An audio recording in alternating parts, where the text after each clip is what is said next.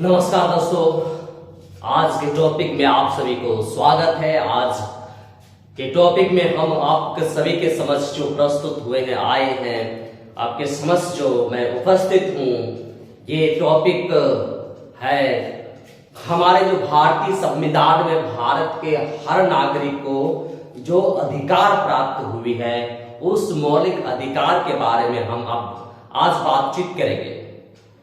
दोस्तों, टॉपिक को शुरू करने से पहले मैं आप सभी से गुजारिश करता हूं कि अगर आप मेरे channel Murmu competitive world greedy को सब्सक्राइब नहीं किए हैं तो सब्सक्राइब कर लें, बेल आइकन को दबाएं, शेयर कीजिए, जितना हो सके शेयर कीजिए, जिससे आप सभी को नए नए वीडियो का नोटिफिकेशन प्राप्त होंगे।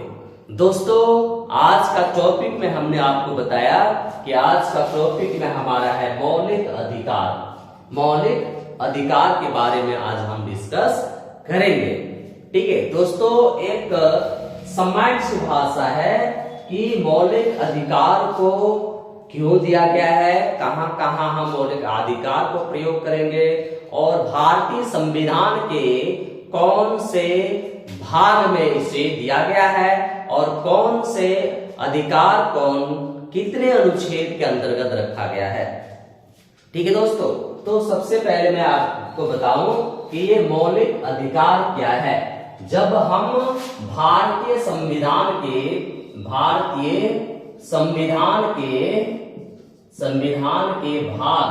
यानी कि अगर हम भाग 3 को देखेंगे तो भारतीय नागरिकों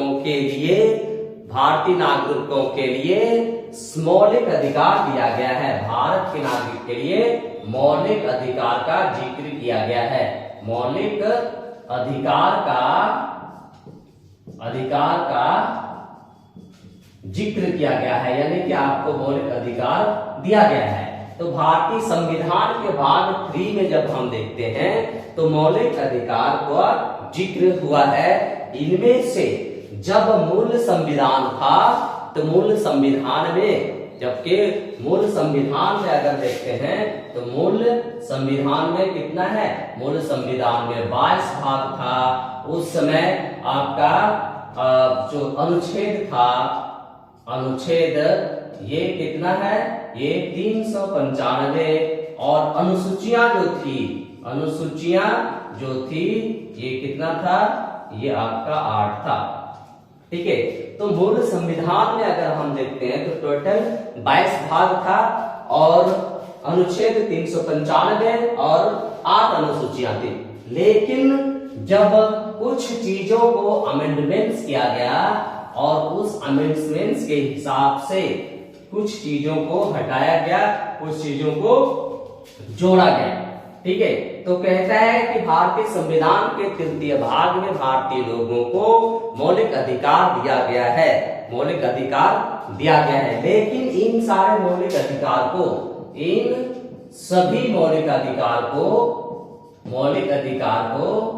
संकट काल के समय में, जब संकट होती है, संकट काल के समय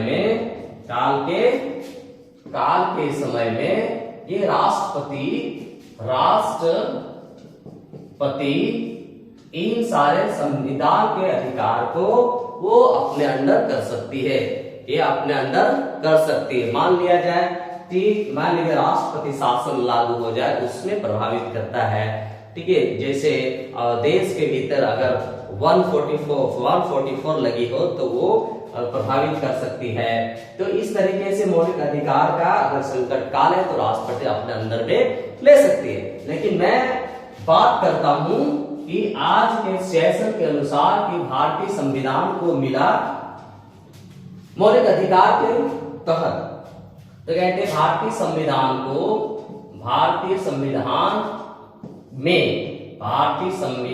में ठीक है, कुल मिलाकर 7 मौलिक अधिकार मिले थे, मौलिक अधिकार प्राप्त किया गया था, मौलिक अधिकार प्राप्त था। यानी कि भारतीय संविधान में अगर हम देखते हैं तो कुल 7 मौलिक अधिकार देश के नागरिकों को प्राप्त थी। लेकिन जब 1978 ईस्वी में देश में 44वें संशोधन हुई, तो 44वें संशोधन के तहत मौलिक अधिकार के जो 7वां स्थान था, कितना 7वां स्थान, मौलिक अधिकार का 7वां स्थान में जो लिखा गया था, जिसको हम लोग कहते हैं संपत्ति का अधिकार, इस संपत्ति के अधिकार को समाप्त कर दिया। क्या हो गया? इसको समाप्त कर दिया गया। ठीक है दोस्तों, तो 7वां अधिकारों में से एक 1978 में जब संविधान संशोधन हुआ, उसमें 44वां संशोधन हुआ। तो 44वां संशोधन के तहत 7वां अधिकार जो संपत्ति का अधिकार था, उस अधिकार को समाप्त कर दिया गया। यानी अभी हमारे पास जो वर्तमान में जो मौलिक अधिकार है, वो हमारे पास कितना है? हमारे पास वर्तमान में मौलिक अधिकार है, वर्तमान में मौलिक अधिकार की संख्या कितना है? मौलिक अधिकार की संख्या हमारे पास 6 मौलिक अधिकार है। ठीक है, तो हमारे पास अभी जो बचे हुए मौलिक अधिकार कितना है? 6 मौलिक अधिकार है। इनमें से 6 मौलिक अधिकार में से कौन कौन है, इसके बारे में हम लोग चर्चा करेंगे। तो सबसे पहले है कि समानता के अधिकार। क्या है? समानता का अधिकार। ठीक है, समानता का अधिकार। जब समानता का अधिकार हम पढ़ेंगे तो आर्टिकल कितने में है? समानता का अधिकार को पढ़ने से हम लोग को आर्टिकल 14 to 18 में हमको मिलेगा। ठीक है, आर्टिकल, तो जब हम आर्टिकल 14 से 18 तक हम पढ़ेंगे तो हमको मौलिक अधिकार में समानता का अधिकार मिलेगा। यानी कि इस समानता का अधिकार का मतलब होता है कि इस देश के भीतर तमाम नागरिकों को समान अधिकार या समान अधिकार प्राप्त हुई है। किसी भी इंसान के साथ या कोई भी इंसान, चाहे वो बड़े दर्जे को हो, चाहे वो निचले दर्जे को हो, चाहे कोई भी लेवल का माध्यम वर्ग के हो, उसको माध्यम वर्ग या किसी भी तरीके से उनके भेदभाव नहीं किया जाएगा। चाहे वह नौकरी में हो, चाहे वह जाति धर्म से हो, चाहे वह अन्य बातों के हिसाब से हम उनको अलग नहीं कर सकते। ठीक है, तो समानता के मौलिक अधिकार में पहले हमारे पास जो अधिकार है वो क्या है कि राज्य में समस्त नागरिक कानून के सामने बराबर है। क्या है? राज्य के सभी नागरिक, राज्य के सभी नागरिक कानून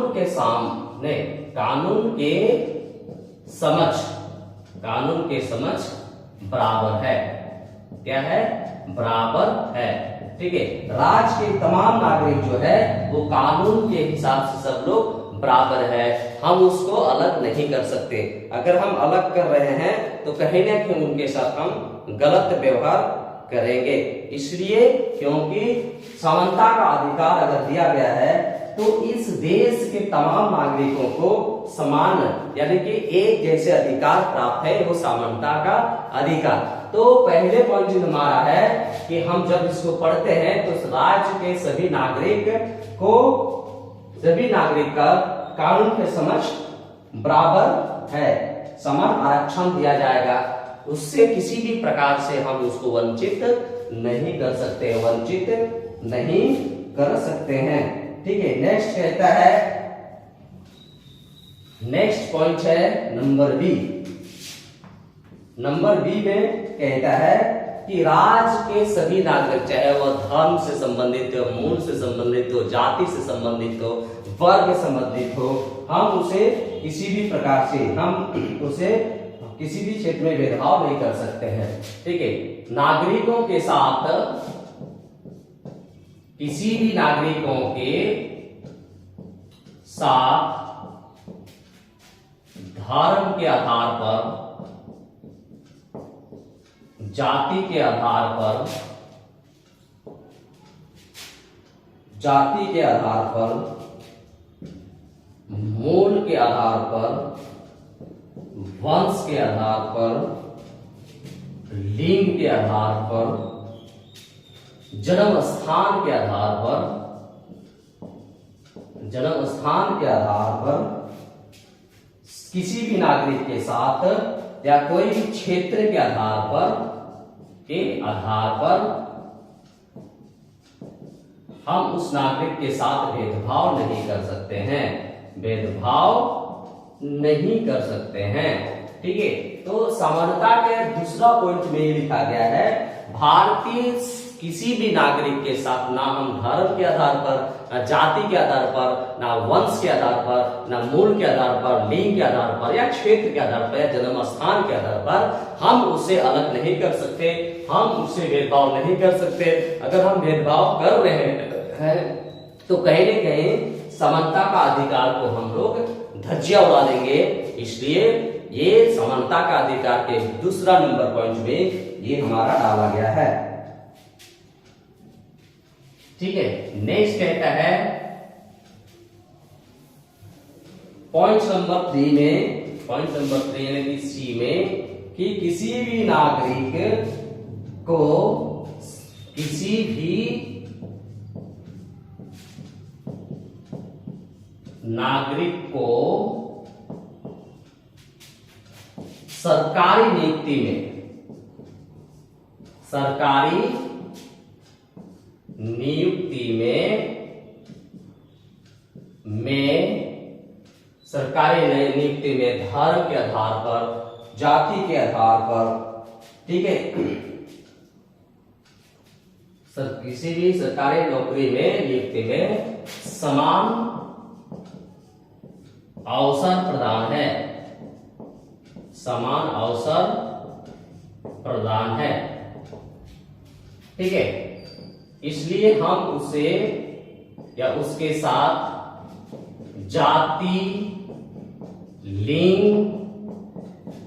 वर्ग इत्यादि के आधार पर हम उसे, इत्यादि के आधार पर हम उसे भेदभाव नहीं कर सकते, हटा नहीं सकते हैं, उसको भेदभाव नहीं कर सकते, क्योंकि हर भारतीय नागरिकों को ये पता है कि भारतीय संविधान के आर्टिकल 14 से 18 में हमारा ये अधिकार दिया गया है, समानता के अधिकार, कि हम हर एक इंसान को सरकारी नौकरी के नियुक्ति में किसी भी प्रकार से कोई भी जाति, कोई भी धर्म, कोई भी वर्ग को हम लोग भेदभाव नहीं करेंगे और ना ही कर सकते हैं। अगर ऐसा करते हैं कि हम उससे भेदभाव करते हैं तो कहीं ना कहीं हम भारतीय संविधान का जो मौलिक अधिकार है उसका हम लोग उल्लंघन करेंगे, उल्लंघन करेंगे। ठीक है दोस्तों, नेक्स्ट कहता है डी नंबर ऑप्शन में कहता है कि किसी भी भारत के हर नागरिक को सामाजिक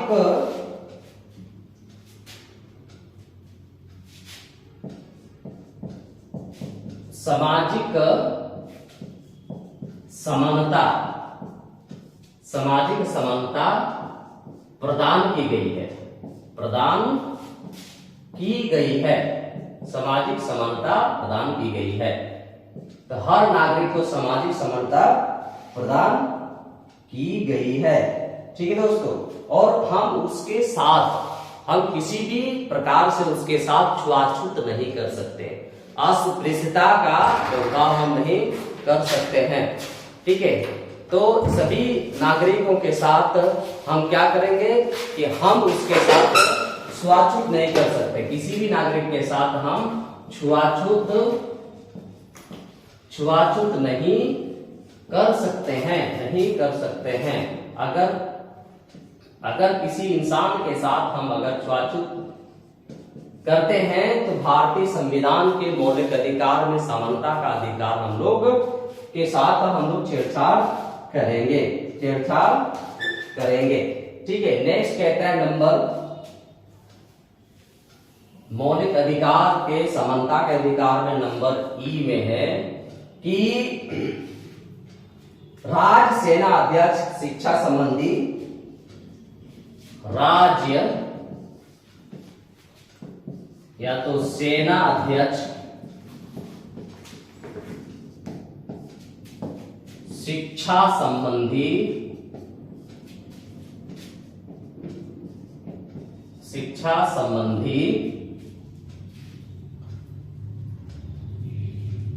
उपाधियों के अलावा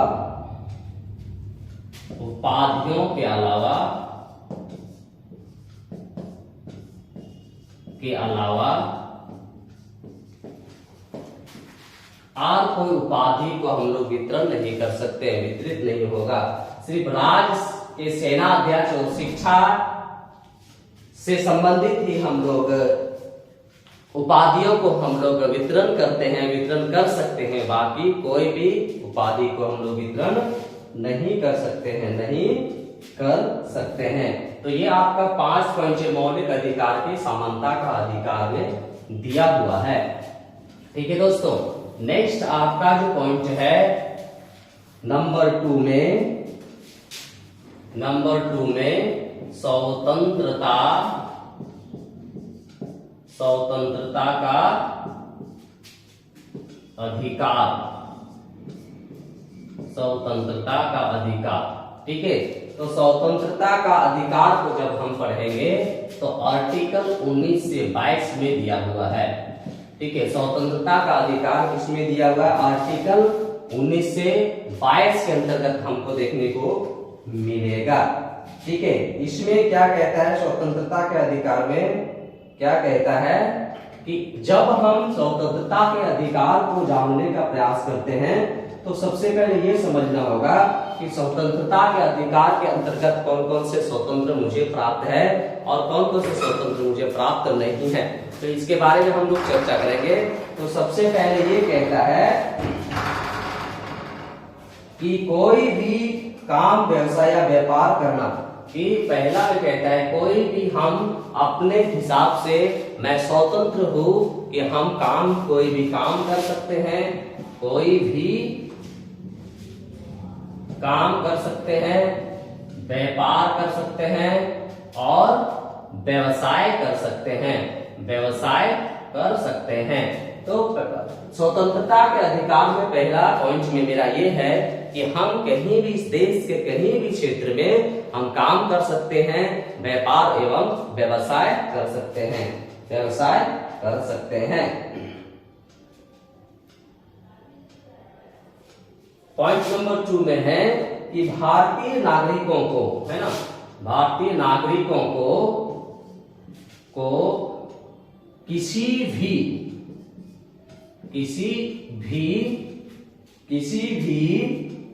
दोष सिद्धि, अगर ये दोषी है तो दोषी इंसान को संरक्षण दिया जाना चाहिए, संरक्षण दिया जाएगा।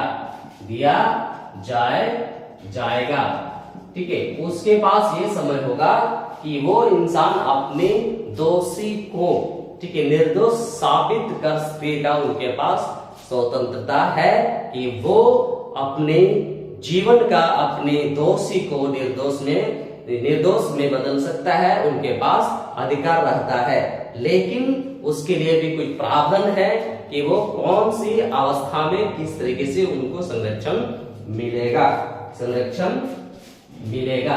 ठीक है, नेक्स्ट कहता है पॉइंट नंबर 3 में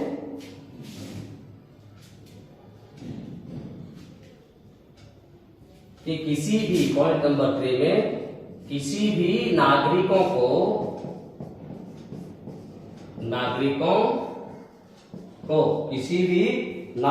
को उसके जीवन तथा व्यक्तिगत स्वतंत्रता से विधि द्वारा उनके जीवन तथा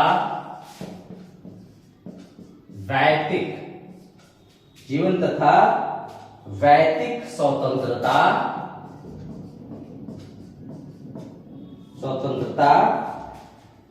से विधि द्वारा स्थापित प्रक्रिया से वंचित नहीं किया जा सकता। विधि द्वारा स्थापित प्रक्रिया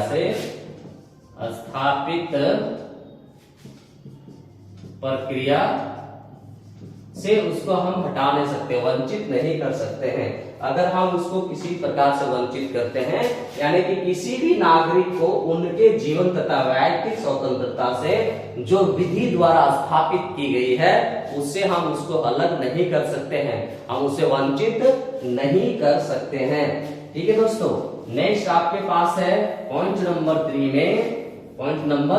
3 में ये कहता है, पॉइंट नंबर 4 में कि संविधान के पॉइंट नंबर 4 में संविधान के, ठीक है, संविधान के नजरबंद किए गए, संविधान के नजर बंद किए गए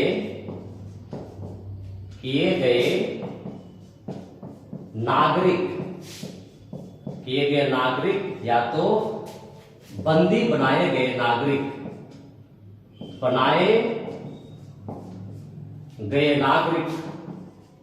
को संविधान कुछ प्रावधान देता है, कुछ प्रावधान देता है कि वो वहां से हट सकते, अलग हो सकते हैं। उसके निवारण के लिए उसे कई प्रकार के अधिकार को प्रदान करता है, तो ये संविधान के आर्टिकल 19 to 22 में जब हम देखते हैं तो स्वतंत्रता का अधिकार हमें प्राप्त की गई है या दिया गया है। नेक्स्ट हम लोग देखते हैं संविधान के इसी क्रम में शोषण के विरोध का अधिकार। तीसरा में शोषण के विरोध के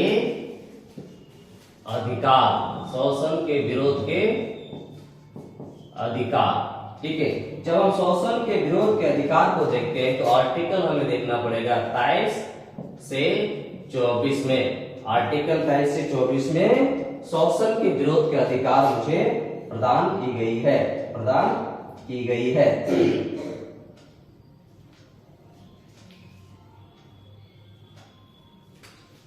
पॉइंट नंबर 1 है संविधान के 23-24 के आर्टिकल में ये किया गया है कि किसी भी व्यक्ति को हम जबरदस्ती काम नहीं करा सकते हैं, ठीक है। तो किसी भी व्यक्ति को जबरदस्ती हम काम नहीं करा सकते हैं कि आर्टिकल 23 में दिया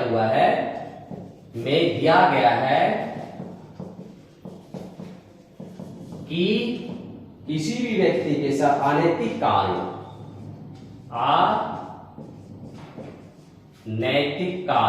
किसी भी व्यक्ति का अनैतिक कार्य नहीं कर सकते हैं, अनैतिक कार्य नहीं कर सकते हैं, उसका क्रय विक्रय नहीं कर सकते हैं, ठीक है। और बेगार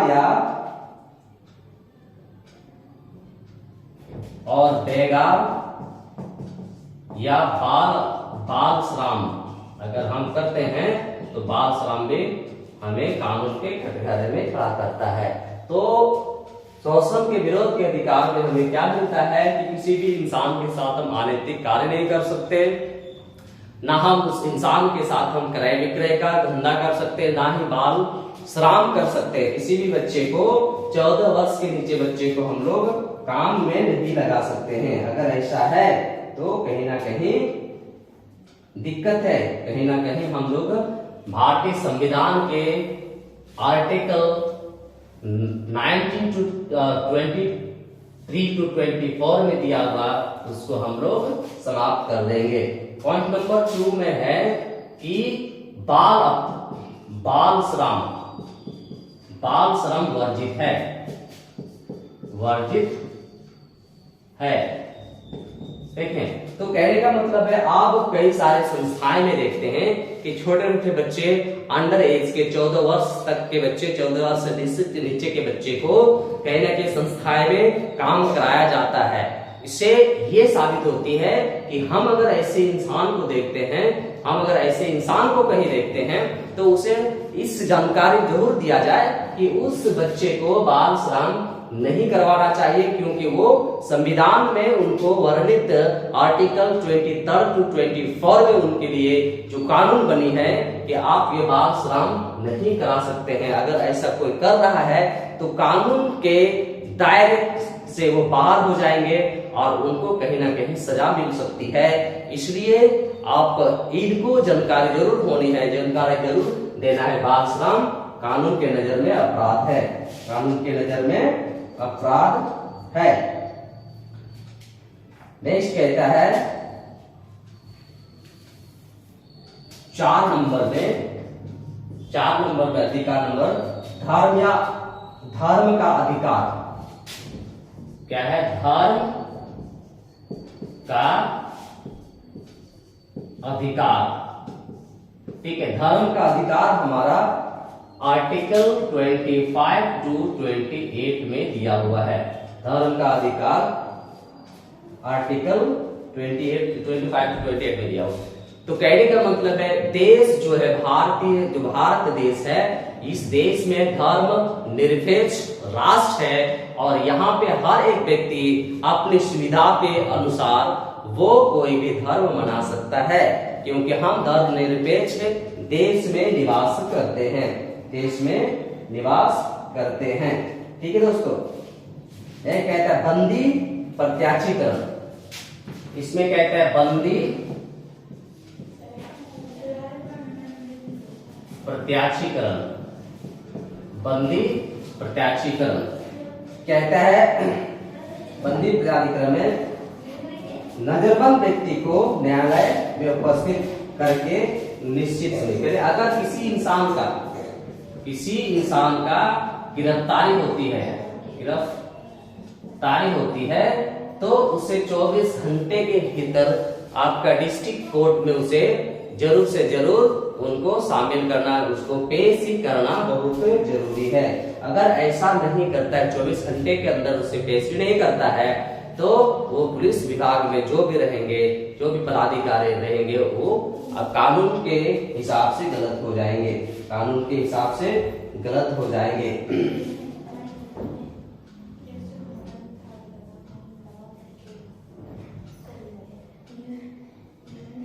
देख सकते हैं परमादेश, पॉइंट नंबर 2 में है परमादेश, इसी का है पॉइंट नंबर 2 में परमादेश। ठीक है, परमादेश में कहता है कि किसी भी पदाधिकारी को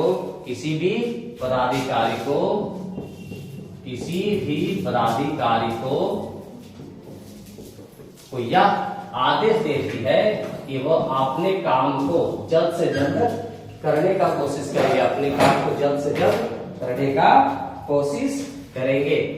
ठीक है, नेक्स्ट कहता है प्रतिबंध लेख।